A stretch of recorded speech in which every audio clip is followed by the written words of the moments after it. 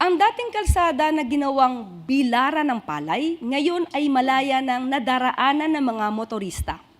Alinsunod sa utos ni Pangulong Ferdinand R. Marcos Jr. na tapusin ang mga nakabinbin na infrastructure project sa iba't ibang panig ng bansa.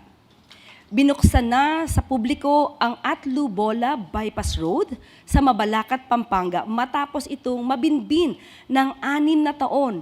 Tinulugan ang trabaho sa kalsada noon, pero pinabilisan ni Pangulong Marcos Jr. ang konstruksyon ngayon. Bilang pagsunod sa direktiba ng Pangulo, natapos ang kalsada sa loob lamang ng 2 buwan dahil sa double time na trabaho ng DPWH sa pangunguna ni Secretary Vince Dizon.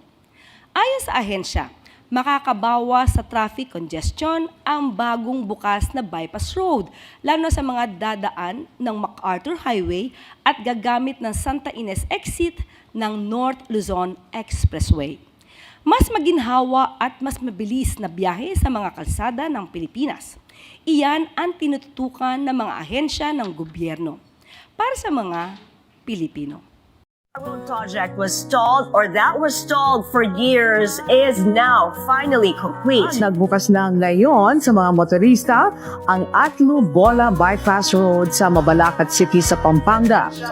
Utos ng Pangulo natin. Sabi niya, DPWH pwede ba?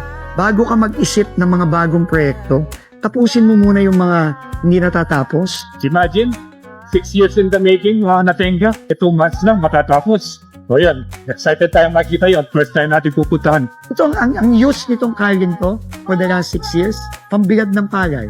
Bakit naman ganon? Ang daming ganito all over the country. Hindi tayo dito para mag-celebrate o maging masaya. In fact, dapat nga mag-sorry tayo sa mga kababayan natin na ganito katagal na hindi natapos to eh. Kung pupunta ka ng Baguio, pauwi ka ng Baguio, galing Baguio, pauwi ka ng Maynila, hindi ka nadadaan sa traffic. Less yung traffic sa MacArthur Highway.